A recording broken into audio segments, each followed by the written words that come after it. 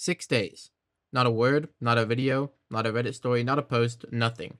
Now you may wonder, or you may not wonder, why did you do this? Why did you do the experiment?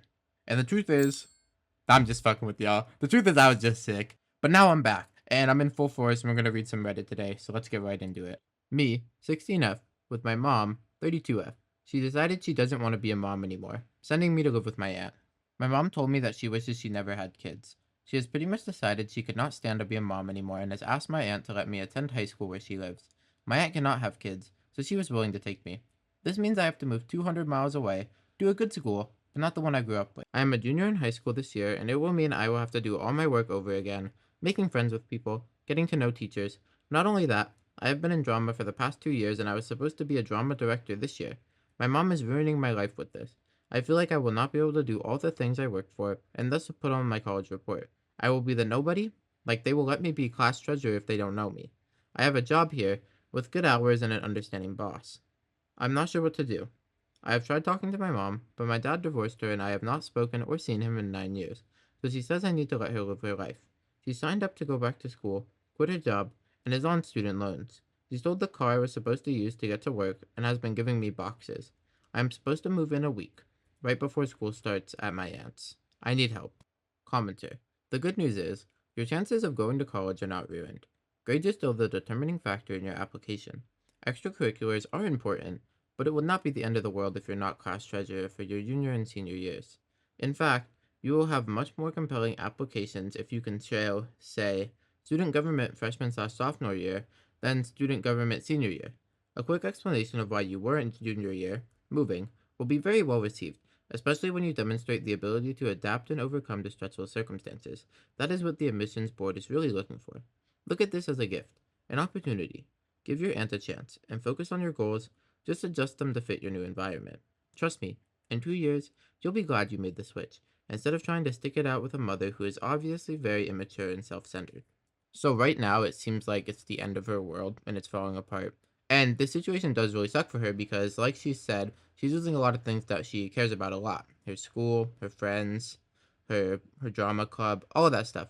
However, would she rather stick it out with a mom who doesn't care for her at all?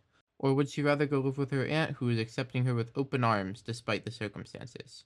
Right? I think if you put it that way, it's pretty obvious that she should go live with this aunt, and it will be a good thing for her. Update. I just wanted to give an update. I forgot I even posted on here with everything going on. It's already been 9 months. I ended up going to my aunt's. She came and packed up my whole room with me and drove me to her house. It was really hard because my mom was already talking about selling the house and moving to some other city so she could start her life. I still have a lot of pain from what she did, but living with my aunt and uncle has been a great experience. Mr. B, my boss, got me a job at a subway where my aunt lives. I really like the people I work with.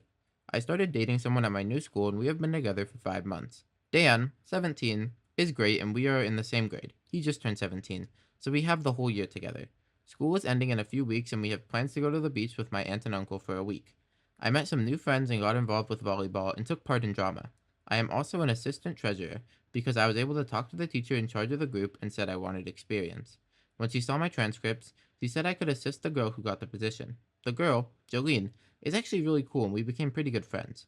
I still keep in touch with my friends from home, but I really feel like I have a great support system now.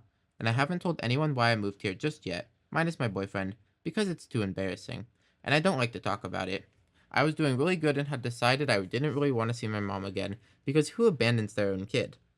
My mom came up to last week and she has been waiting around to see me. I didn't know why until Saturday because my aunt finally told me, but my mom barged into the house and refused to leave. My aunt asked if I wanted to talk to her, and I told her I would. My mom said she was sorry for the way she treated me, that she wanted to know if I would move back for my senior year. She said we could pack up any time I wanted. She then asked my aunt if she could stay in the guest room. My aunt said the room was mine. My mom said, Lucy doesn't mind sharing. My mom tried really hard to get me to chat with her alone, but my aunt stayed with me. It came out that my mom wanted me to come home because her boyfriend left her and she blew through her money. Auntie told mom she needed to leave and then told me that my mom had been calling her about the check my birth father sends to her. I guess she contacted the lawyer, said I was in her custody, and my mom signed the papers my aunt asked her to. My mom didn't realize it meant the check was coming to my aunt, who said she put most of it into a savings account for me. There were some things she needed money for, and I'm grateful she is paying for me and keeping me. It could have been so much worse. So I just told my mom not to contact me again. It hurt. A lot. The only reason she wanted me around was because of a check. That said, I guess my aunt has my father's number. She said he wants to talk with me when I am ready. So there is that. I am not sure what to do now. It just hurts. Commenter. Congratulations on taking this so well. Of course it hurts, and it's embarrassing and all that, but you seem very mature. Much more so than someone who has not had to deal with anything like this. Because you have had these experiences, you will have an advantage starting college next year. You'll be surprised by how many of your peers are completely unprepared to make their own decisions and deal with their own emotions on their own. Your aunt seems like a tough cookie too. Go auntie. OP. My aunt is amazing, awesome. I could write a book about how she is just the best friend I never had. We do things together all the time, and people are like, "Is this your sister?" And she tells them, "No, it's my daughter." And it makes me want to cry, and I've told people she's my mom on more than one occasion. What a goated update, man. And this aunt is really carrying. Like, she even took the check from your mom, who has been using you just for money, and has put it away for you in the savings account when she could have used it herself. That's awesome, too. Like, that's kind of overlooked, I feel like. But anyways, do not go back with your mom. She only loves you. Actually, she doesn't love you at all, but she only cares about you. Actually, she doesn't care about you. She only wants you for your money, okay? She only wants you for that check your dad sends you. So do not go back to her. And reach out to your dad if you want to. There's no right or wrong answer in that situation. It's whatever you want to do. Anyways, let's get into the next story. Am I the asshole for telling my husband that he absolutely ruined the birth of our child? Hi everyone. Our daughter is now 8 weeks old, so obviously this whole argument has gone on a very, very long time. We both have been holding grudges, and neither of us think that we are wrong. My husband does not know I am posting this, so I'm going to keep this as anonymous as possible. So when I got pregnant with my daughter, my husband started in immediately telling me that I should have a home birth. I really do not know why he was so adamant on it, but he was. At first, I brushed him off and told him I would think about it because I was only 6 weeks pregnant, and the birth seemed so far off. Of course, it came quickly, and my husband would literally speak over me at doctor's appointments when my doctors would ask if I had a birth plan. This caused a few arguments between us in those 39 weeks of pregnancy, but I never really changed my mind. Eventually, my husband's mother sat down and talked to me, and she told me all the reasons why they did not want me to go to a hospital for the birth. I expressed my concerns about, safety of the baby and myself, but just like my husband, she brushed me off. I ended up telling my husband that I would take myself to the hospital when it was time and that I did not want a home birth. He acted as if he didn't hear me. We met with a doula who was also very pushy. I felt overwhelmed and not supported at all. I was 30 weeks in at that point. So, when I went into labor, I was 39 weeks, and I begged, absolutely begged my husband to take me to the hospital where my doctor is. He wouldn't. He spoke to me condescendingly and called the doula instead. I was in labor for about 3 days, active labor for around 22 hours. I cried the whole time. I just felt something was wrong. I was scared and oftentimes they left me alone. The doula told me that if active pushing in labor reached 24 hours, I had to go to the hospital. I remember thinking that I could not decide which was worse, staying in labor for another 2 hours or having my baby right there. When she was finally out, I don't even remember wanting to hold her. I just remember crying out of relief. Obviously, I'm okay now, but I did not have a good experience. On my first appointment after birth with my doctor, she was very shocked I had the baby. She was concerned. I was so upset. I told my husband that he absolutely ruined it for me. I truly never wanted to go through that again. I hear mothers say that they forget all the pain the second they have their baby, but I didn't. I love my daughter so much, but it was horrible, and it was entirely his fault. So, I told him that, several times.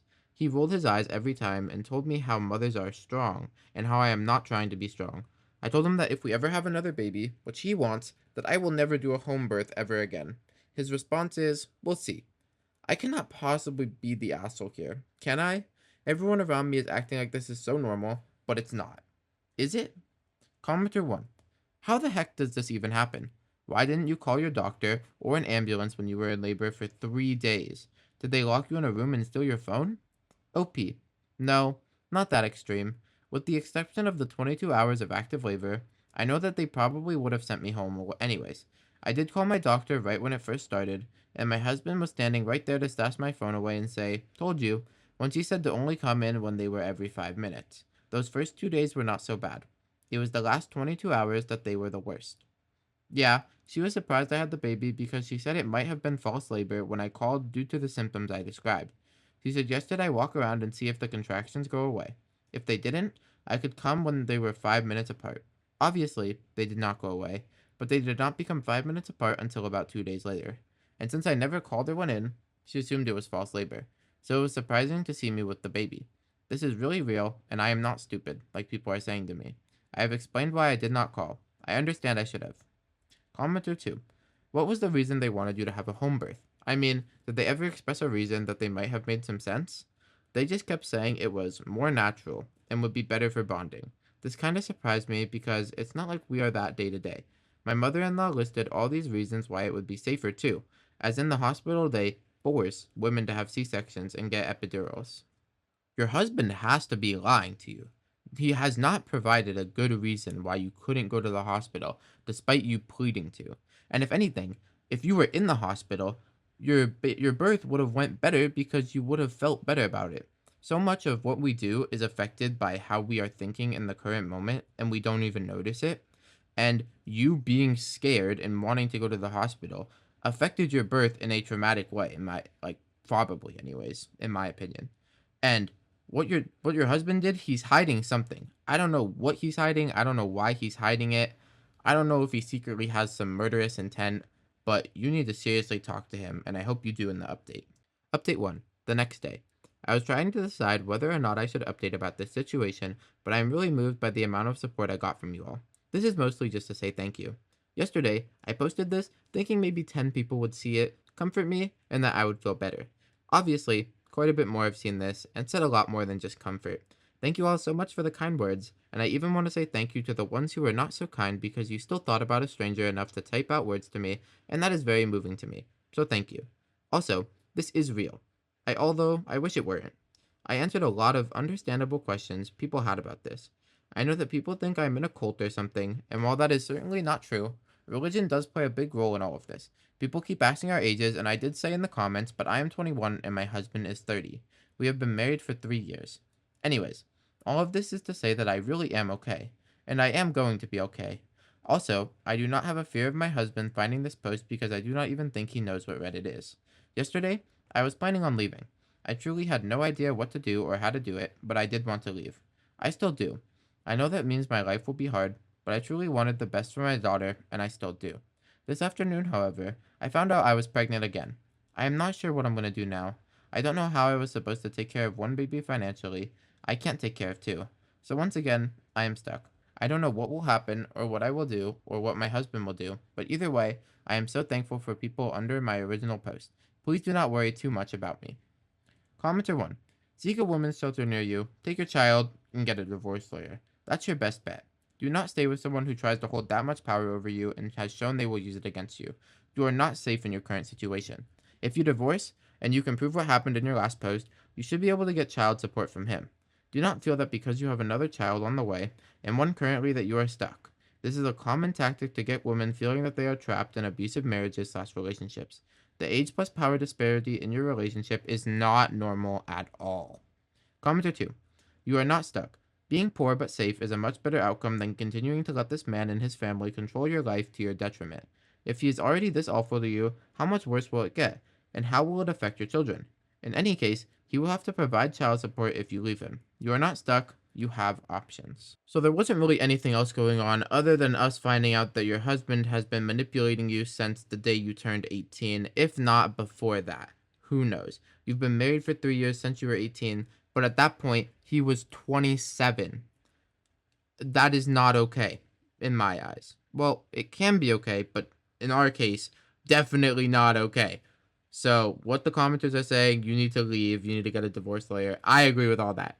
Please get out. And I hope the next update is us seeing that you're escaping this abusive situation.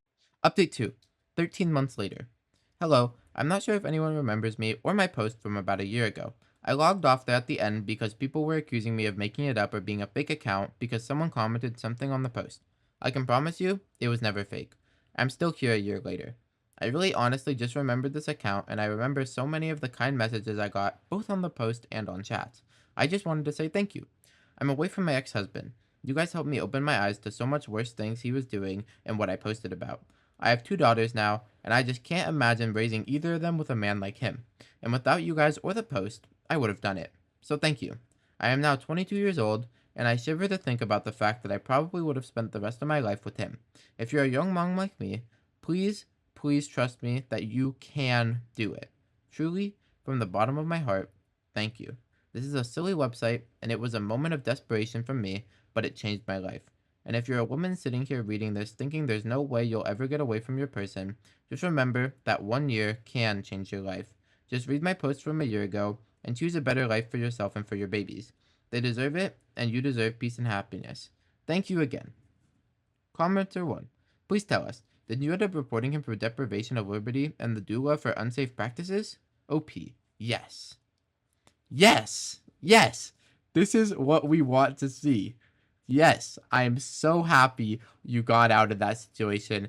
And now that I think about it, you had your second daughter right after you gave birth. Yet this man was terrible. Thank God you got away from him. And on that high note, that's going to be it for the video. So let me know what you all think in the comments below, and I'll see you all in the next one. Goodbye.